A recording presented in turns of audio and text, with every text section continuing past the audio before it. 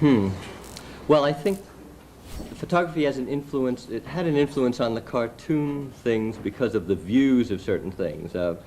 And I think it had an influence on my work because photography had an influence on cartooning itself. Airplane battles and things like that are not something you see at eye level in the normal course of painting a still life or a portrait.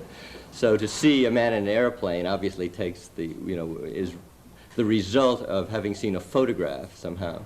Of course, I saw the cartoon, but I think those sort of cinema-like shots, which are used a lot in cartoons themselves, were influenced the character of some early work of mine. I don't think I'm not particularly interested in photography. I mean, as an art form,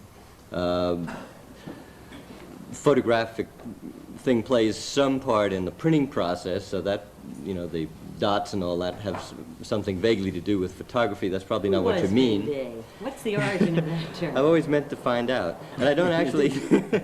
But I know that it has to do with the invention of having some way of, instead of making a gray, of making little black and white dots on a screen, and they could be indicated by the artist that this thing would be a 40% screen, and that would mean something. Slip the Ben-Day dot in. And the printer puts the Ben-Day on. What I am imitating more than that is something like art type, which is a printed dot on a transparent for a paper of some sort that has a wax on it, and you burnish it down on your drawing, which some cartoonists use, I guess. But it's supposed to imitate printing, of course, and that part of printing comes through photography in a way, so there's that influence. What do you think of the Wyeth show being held at the Metropolitan Museum of Art? Before all these cameras and everything? Splendid idea. And now without the cameras. Still splendid. Why do you think Henry Gil's I just saw those debates last night. I can say anything with a straight face. You said you can say anything with a straight face? Why do you think Henry Geldzahler refused to act as the curator of that show? Right. I agree. And your comment from the Mr. Castelli? Well, I won't repeat what he said, but I say no comment.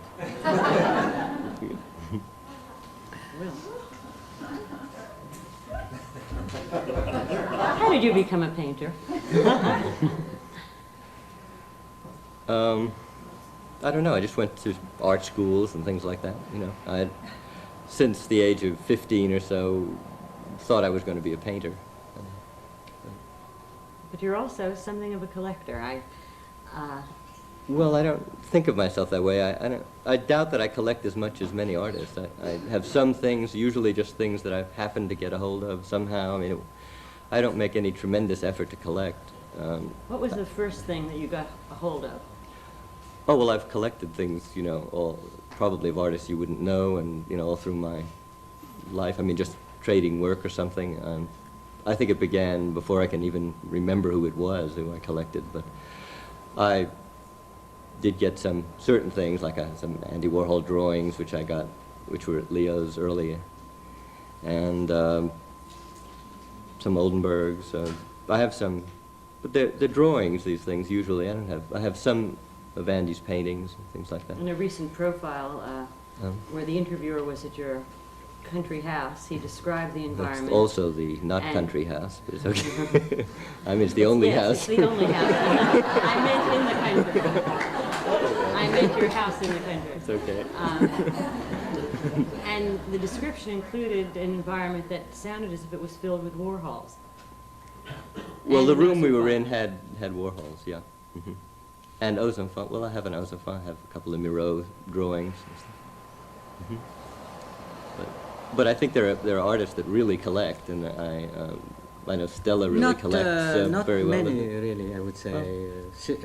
Mostly do it a bit as casually as you do. Uh-huh. Yeah. Well, Frank has quite a bit, Stella, and... Well, of the people, more specifically of the painters that he admires, that have had an influence on him, like Reinhardt, for instance. I remember his buying the first painting that he bought when he was quite young and didn't have any money, was an Ad Reinhardt painting. Well, some collectors become dealers. Here you were, a Trieste-born businessman, and arrived in New York in about, was it 1947? No, earlier than that. 42. 41. But in 1951, you did put together, before you became a dealer, what is now considered a celebrated show on 9th Street. Can Yeah. you tell us about that? Well, actually, just to go back a little bit, I had set up a gallery in Paris before I came to America. So when I got here, well, I got interested in what was going on here, and I knew quite a few people, like Julian Levy, for instance, who had the gallery at that time, and I knew quite a few artists that soon after the outbreak of the war came over, like, well, Duchamp, Léger, and so on. So I was right in the midst of that environment right from the beginning when I got here to America. I saw Peggy Guggenheim right away at that time, Pollock even before the very early Pollocks. So then at that moment I didn't have funds or possibility of doing anything. And right, very shortly after my arrival, I got into the army and into the war. And so I really could begin some kind of activity only after I got out of it in '46. That's when I really began to go around and got to know the artists like de Kooning, like Pollock, and so on. So my knowledge of those artists, I didn't have really much to do. I was sort of a private dealer. I did what I could do with paintings that my associate in Paris, who still had the gallery going, was sending over here. So that made a livelihood for me. But my chief occupation really was to spend my time and life with the artists down on 10th Street at the Cedar Bar and so on. So at one point we had a club that was sort of formed back in 48, I believe. And all the artists of that group and other people used to come, and we used to discuss various matters. And then the idea came up of doing a show of all these people that the museums really didn't want to touch back in '51. You know, Pollock, David Smith, all those. And we set up this 9th Street show in an empty store that was in a house that was going to be demolished. And we got it for very little, for a period of 2 months. I think we paid $150 for the whole thing. And then, with the help of the artists, we painted the walls. Franz Klein made an announcement. I was the only one who had a little money, and believe me, it wasn't much. I contributed something like $500 or $600 to the enterprise. So then we had a solemn opening back in '51, that was in May, and there were lots of people that came, including Alfred Barr and people from other museums. And, Was this the counterpart to the Salon des Refusés? That was the counterpart, as we saw it, to the Salon des Refusés, and it was really a great success. Unfortunately, Roy wasn't around yet, but Rauschenberg was part of it. Yes. I think that of the younger people that I have in my gallery, only Rauschenberg really. No, there was another painter who now is with Rubin, Friedel Zubas, who was in that show. That's about all.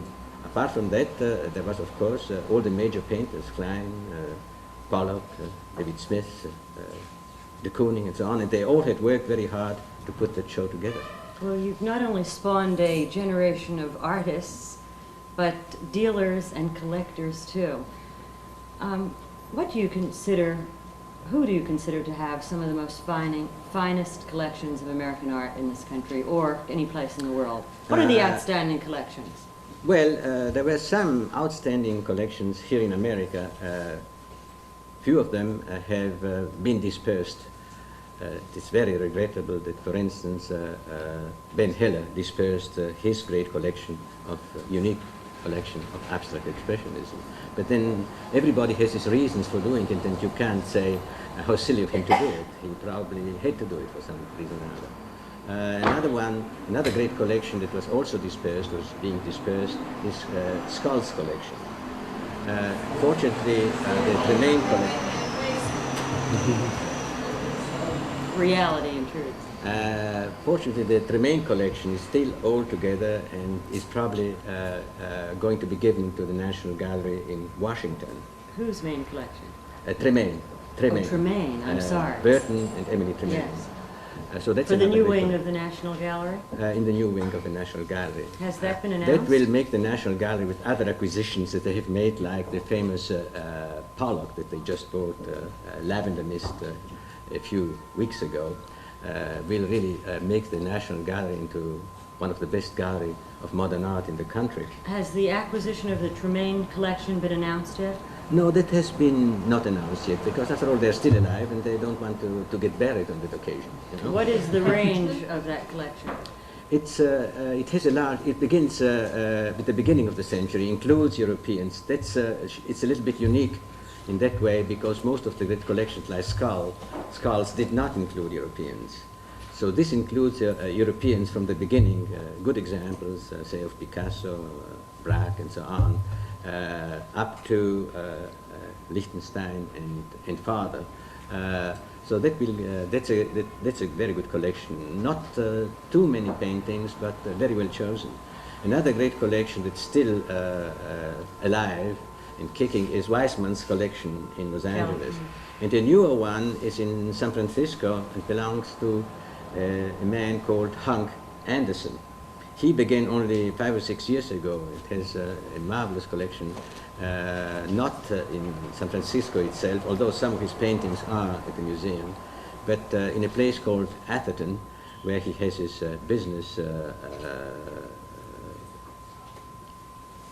where his business radiates from, because it's a very large business. What about our Texas friends? Let me see if I don't forget anybody who might No be one in terribly... Houston?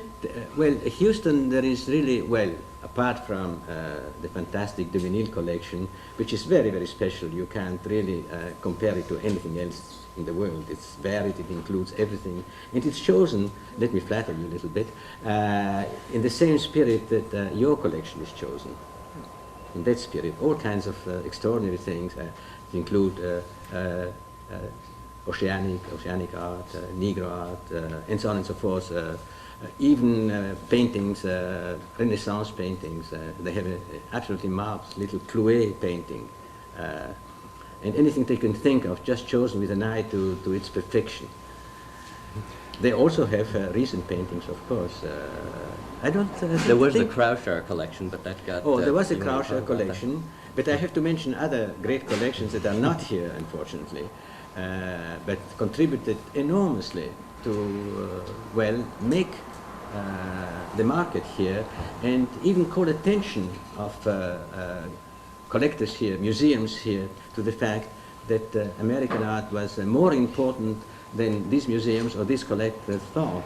And that's the Ludwig collection in Cologne, at the museum. Well, it's a private collection, but he's giving it to the Cologne, to a new museum actually, that he's going to build in Cologne. For the moment, it's housed in the old museum. And he's the only person in the world that has, say, something like 12 Lichtensteins together in the same room. They have Lichtensteins over at the Modern or at the Whitney, but they show only one at a time, or perhaps none, because they haven't got the space. He's got the space to show 8 Jasper Johns, 12 Lichtensteins, 9 Rauschenbergs, and so on. That's probably the greatest collection of the 60s in the whole wide world. And if people want to go and see Jasper Johns or Rauschenberg or Lichtenstein or Rosenquist and the others, they have to go to Cologne. It is not found anywhere in America.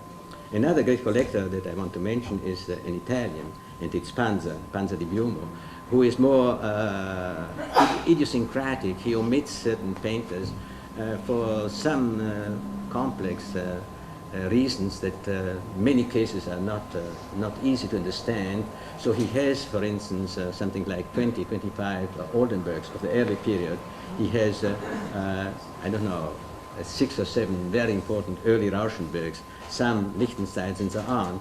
But you see, the real reason why he's so idiosyncratic is that he buys only at the beginning, when he discovers them, as I do, at the same time practically, and he can have them for very little money, then they become too expensive. Or in cases like Jasper Johns, whom he liked very much, where there was never enough available to please him. So he would come and say, well, what Jasper Johns do you have available? So I said, well, there is this one painting. He says, I never buy one painting. List making, at best, is neither gratifying nor definitive. We're going to ask each of our guests each week to, regardless of price or availability, what your favorite painting, sculpture, or work of art might be. Roy? Oh my goodness. You mean Any place, anywhere, place, any anywhere. period, All any right. location. Well, one I can think of is Girl Before a Mirror, which is, you know, the Picasso that the Museum of Modern Art has. That's And sculpture? Let's see if you think alike. sculpture. I'm sure I'm going to forget something monumental.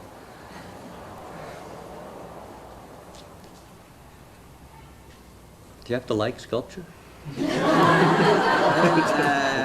I like some sculpture, and I would say that whenever somebody asks me which my favorite sculpture is, it's Brancusi's Bird in Flight. Oh, well, that's a pretty good one. And painting? That's more difficult to answer. I think that you would respect Picasso, but he is not one of your favorite painters. Well, I really never dealt in Picasso. I never. Perhaps it was when I was really buying or handling important artists, European artists like, say, Léger, whom I like very, very much, and Giacometti, or I always thought somehow that Picasso was beyond my means. It was sort of utter respect that did not permit me to handle Picasso. Certainly is very great, and I couldn't say which one of Picasso's painting is my favorite. Is it the Demoiselle d'Avignon? I would say the Demoiselle d'Avignon, really. What is Of your course, most prized possession? My what? What is your most prized possession? My most prized possession? There are several. To speak about people present, namely Roy here, I think that his Washington, Portrait of Washington, is one of my very favorite paintings. I have Jasper Johns' flag, which I like very much, Jasper Johns' target with plaster casts, and of course Rauschenberg's bed. But I like other things just as much. I like, for instance, certain of the jot progressions enormously, and say the monuments to Tatlin of Flavin, my favorite works of Flavin. So there are many things that I love. Roy, did you ever expect your life to unfold the way it did? No, no. Can't elaborate on that. I just didn't. I mean, I had no notion of it. You had Yes, it's really quite incredible. Well, it depends very much on the character of the painter, what he does with his work, how he handles it. Roy has been going on from one theme to the other, working constantly. Jasper Johns produces a group of works, and then for years sometimes he doesn't do much except perhaps prints or drawings.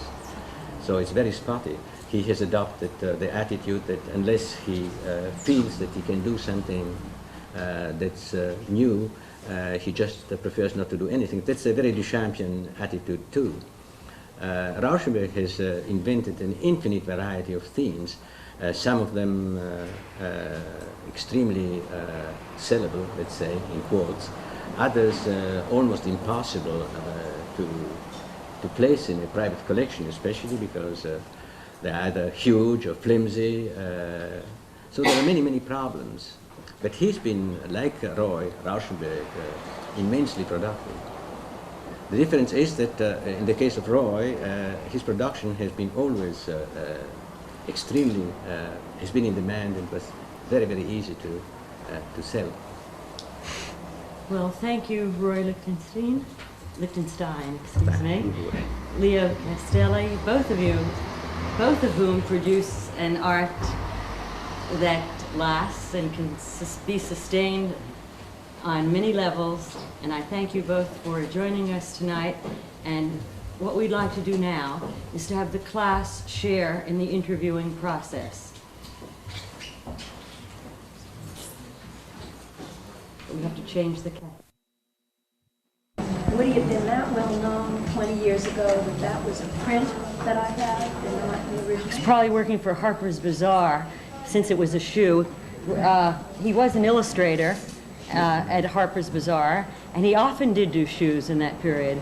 Yeah, he was an And instrumental. certainly then, He did do shoes. but he for wasn't Harper's really well Bazaar known. Yeah. is the point, not Yeah.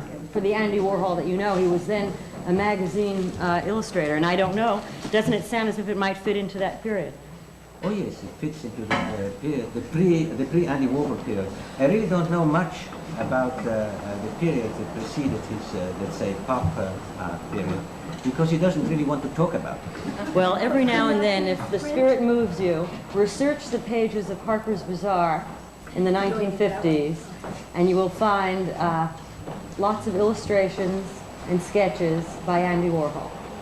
But would they be originals of those, or would those? Oh yes, there are originals. There are originals. There are. Occasionally people come and show them to me. I even have one now at the gallery. It's a cat. A pussycat, like that pink pussycat. And strangely enough, he recently did a series of cats and dogs. So he came back to that theme later on, but done in a very different way. Mr. Castelli, please comment on the artist and this particular painting that I can't even really see if it's a painting. They're felt hangings by Bob Morris that you're referring to. Could you tell us a little bit about it and why you chose this artist in this particular work? Well, first of all, the show is not complete. He just started hanging it. There will be, let's see, one here, opposite the black one, the white one, because you have the one black one and then the same thing in white. Here, for instance, then corresponding to this one here, you have a white one facing it, and corresponding to that one there, you have a black one facing it. Or perhaps he'll hang them diagonally, I don't know what he'll do. But anyway, he's been using this medium, felt, for a very long time. And if you're interested, come one day and I could show you how these things have changed through the years. I think it's at least 10 years that he's been using pens, if not more. And there is an infinite variety that he's done. And you have to conceive of them, well, just to simplify matters, perhaps as reliefs. They are not in metal or in wood, but they are reliefs in felt. Now he is not only just briefly a minimal artist, as I said before. He has a very wide range of interests. He can be surrealist. He works with tapes. He is also a land artist. He built a huge observatory near Amsterdam. Well, not a real one. So, well, one would have to say a great deal about Morris, but it can't be done in a few minutes in these particular circumstances. But if you're interested, Janelle here, one of my girls who has the photographs, can show you how the felts evolved from, well, the beginning to this series here. The man in the blue shirt. I was wondering, Mr. Castelli, or Mr. Lichtenstein, to what extent your own aesthetic judgments have influenced the artists that you have shown? Did these people just come to you with their work, or has there been some other process also involved? Well, I think that question is directed to you, Leo. I think that he wants to know to what degree and extent your judgment, your sensibility, your aesthetic has influenced the work of your artists. Is that correct? Right. Hardly at all, I would say, except, well, in the choice of, that I make of a group of paintings, I will prefer, say, 3 or 4 above, let's say, the rest. And I will probably express this, saying it to Roy that I like this one or that one particularly, that might very indirectly influence him. In the next series, he sort of can figure out what elements in a work of art I do prefer. And there I have to say something that may interest you. In the beginning, Lichtenstein did two types of paintings. Some very formal ones, where form was an important element, and some which were more related to the comic strips, that were funny. Now, I liked the paintings that just for their formal elements and didn't particularly care about the contents. I think that Ivan Karp was quite involved with the content too, and so Ivan would express his enthusiasm about that particular group and I about the other. Now, I suppose that perhaps it's not true at all, that what I felt about that particular group had a certain influence on Roy, and he perhaps little by little or very soon abandoned the funny content in the paintings. I don't know whether it's true. You perhaps say Could we ask something the about same that. question to Roy Lichtenstein? What do you think that Mr. Castelli has Maybe I'm influenced you? entirely wrong there. I don't think so. Now you I'm put going home to something do a lot of funny paintings. No, I really don't know. You know, I think anybody's appreciation will have some sort of influence, but I don't think I proceed that way. I start with something that I like, and it might wind up one way or another, and I'm not sure I could even predict what direction I'll go in. You know, I really don't know. You know, I don't. But just to conclude that, I would say that generally speaking, here in this gallery, the painters do what they like, and they are never refused or rejected. Maybe if there is a group of 12 paintings, say, and I need 10, I will eliminate 2 that I think less good. That's the only thing that, only influence that I have. And even then, the artist may say, I want those 2 paintings in the show, and then of course I say, if you want it, they'll be in the show. Is that the way it works? Yes. But I think that it's, I don't know whether that would really influence anyone. It I is think a- because there are a lot of influences, and After you all, know, there are other friends, you have other friends, people. you Yes, and obviously there are, your own likes and dislikes apart from that, and I don't know. I mean, it's just the same sort of thing as people have asked if they're an influence to remain the same or something, and then I would say, well, then maybe, but there's also an expectancy to change. Yeah, because, this is and that very lack of consistent style is what often baffles your more formalist critics. yeah, so it's, I think I would do what I want, but I imagine I'm influenced in a certain way, just as anyone is. Yes. I've got 2 questions. Well, let's take one for openers, because there are a lot of people who've raised their hands. When you were speaking before of the price skyrocketing of that one painting at Park Burnett, it brought to mind something that I had read of some of your peers starting basically a price percentage resale clause for future sales. I was wondering how you personally feel about that, I as far think, as fairness to the buyer I as think well as the what artist. the questioner is asking is a very central question, and that is artist's rights. If an artist sells a picture at X dollars, and the collector then resells it at 3X dollars, to what do, 100. or 100X dollars, how much of that should belong to the artist, and what your attitude about those new contracts that were being entered into, actually by some municipalities, the city Yeah, of Seattle, California did. and They passed the law, yes, apparently, about it. particularly for public art. I don't know. I'm not terribly enthusiastic about it. I don't think it'll work.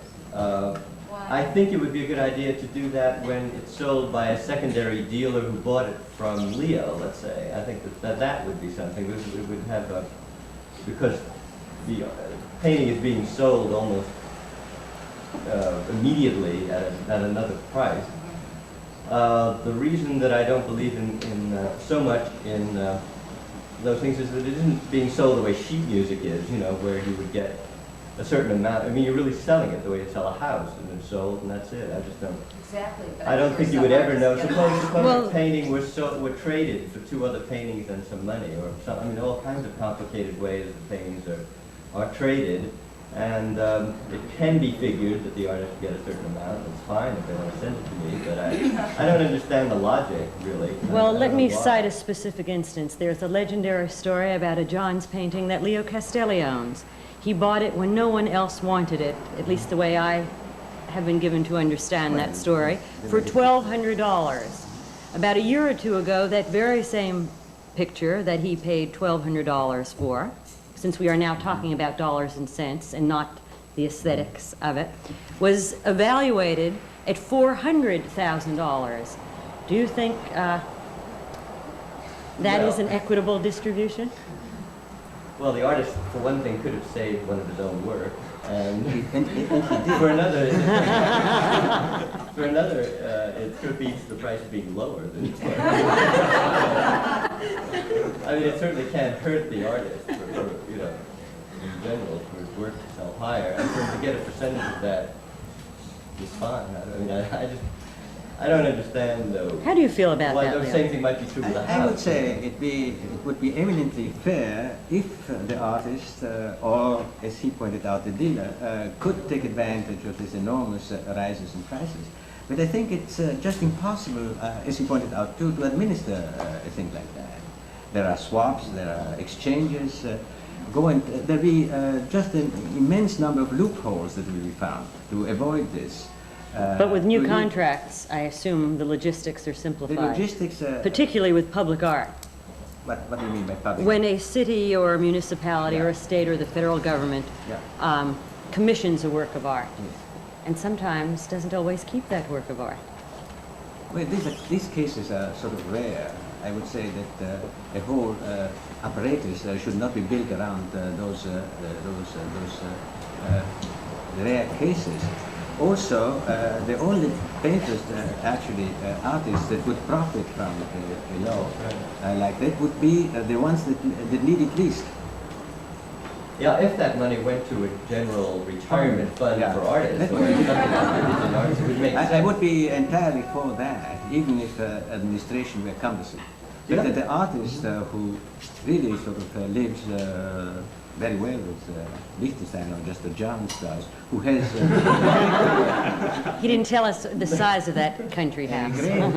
a great number of his own paintings, and he also, and just the Johns and Rauschenberg and the others took advantage, after all, of the rise in prices. I don't think it's really called for. Frankly, I'm not. There's something else that the artist in this case sort of condones the resale. I mean, you really want a painting to be held by a collector and not to be bought to be sold. That's right. And Also. for the artist to participate in the appreciated value, as they say, means that he sort of condones these resales because you're going to make something on it. And I think And you really wanted to have a I'd loving rather home. just have a loving home. And I also wouldn't want to participate in the depreciation of a work, which isn't part of the law, of course, but what happens if the price goes down or goes up? You know, those are my feelings. I understand that there are another way of looking at it. But there are a lot of things I'd like to see done for artists, but that isn't one of them. For example, Well, I think some sort of fund for older artists, or funds for the exhibiting of younger art, one or the other. Or both. Two extremes. That would come possibly from this resale of art. That would make some sense. And everybody would be more enthusiastic in contributing to something like that and rather put another $10,000 in Roy's or Jasper's pocket. yes. How did you and Ivan Karp get together, and how do you feel about his empire across the street? How did I and Ivan How did Karp. Ivan come to work for you? Oh, well, in a very simple way, I needed somebody to assist me, and he was available. I knew him from, he worked at the Hansa Gallery at one point. That was a cooperative gallery. He and Dick Bellamy actually were handling the Hansa Gallery. That was back in the middle 50s, all right? Before I opened my gallery. So then, after the Hansa Gallery collapsed, he went to work for Martha Jackson. He was not too happy there, and at that time I needed an assistant, and so he came. After all, one communicates in the art world about all kinds of things, not only about prices, about personnel and everything. So he was available, and I found that since I had known him, had known his activity for years, I felt that he was the right man for me, and he was. The blue blouse. My question is directed for Mr. Castelli. You mentioned that before Rauschenberg received his prize at Venice Biennale, that you had built him up in a way, tried to introduce him to the art scene. What sort of steps do you take in trying to build up a young artist in your art? What do you do in promoting Just the artist? say it for me. The questioner referred to your mentioning of, before the Biennale, you're building up and Yeah. promoting the work on an international scale of Rauschenberg. That's right. There are a number of people in this room who are closely identified with the world of art as painters, as dealers, as collectors. And the nature of that question was, how do you go about Building him up? Well, one thing That is- is first complete and total belief in that artist. If you don't believe in him, you can't build him up. I had really a fanatical enthusiasm. You can't imagine how fanatical it was. Now everything sort of course, has taken its course, and many years have gone by. But how fanatical I was about artists like Rauschenberg, like Johns, like Lichtenstein, and so on in the early times, and therefore I felt it's almost like a mission to promote them. I was very much assisted in that work, as far, especially Rauschenberg and Johns are concerned, by Alan Solomon, who did that splendid show of Rauschenberg's first and Johns afterwards at the Jewish Museum. And that was an incredibly influential event. Perhaps it was not understood at that time how important it was, but certainly contributed very, very enormously to Rauschenberg's getting the prize at the Biennale. And Also, before that at Cornell, didn't he? well, he worked at Cornell, but that was modest compared Yes. to what he did here at the Jewish Museum. But you were cooperating with him. In fact, yes. that was a question I wanted to ask earlier, and that is the relationship that you have with museums.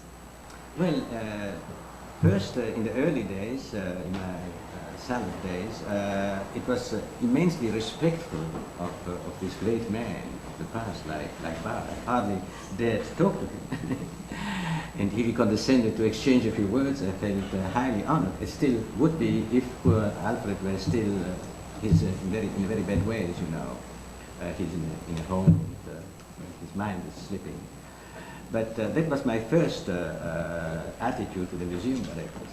Now, younger people whom I've grown up with have replaced them, and they're all my friends. There is no problem anymore. One last question. Mr. Castelli, I have a question to you. How do you find the new artists? Do they come to you or do you go to them? And how many new artists do you put into your stable a year? She wants to know how an artist makes your grade, and I think you should know her husband is a painter. I see something like 5 artists a day. They come to the gallery with the most varied stuff, and my constant, very kind answer, I try to be as kind as I can, and it's the honest truth that I really can't take on anybody now anymore, because I'm chock full with artists and there's not enough space, not enough time to attend to all that. But it's not the entire truth, really. I also try to give them advice to what other galleries to go and so on. But the entire truth is that artists that I would take into the gallery don't come about except by an extraordinary accident, perhaps that happened more in the early days. They have to fit somehow, and I get them sort of in a more atmospheric, climactic way. They come up, one hears about them, there are sort of mysterious things that happen that bring up an artist out of nowhere. One last question. Yes. I wanted to ask Roy what you were talking about funny paintings before. Your painting is really beautiful and happy, and I don't know, I feel guilty like sometimes if art is too beautiful. I think it's too decorative, and I know that formally your stuff is just so strong. I'm wondering, is painting for you like really an intellectual exercise, or is the deepest part of you finding expression? Or what's the purpose of making pictures for you? Those things, all of those things, I think that it's really hard to talk about what really deeply motivates you. I have certain ideas which are obvious, they may even be superficial, and they're, you know, I mean, the general thing that the art seems to be saying is usually on a superficial level, because that's the style that I'm usually working on. I mean, it may even be a silly comment on something or something like that. But I'm trying to make a strong painting, as you suggest, but trying to make one doesn't make one. It is involved with everything about the way you think form ought to be, color ought to be. It gets involved with you as you're actually putting the marks on the painting, and a sense of where they should be and what they should look like, and adjustments that are made.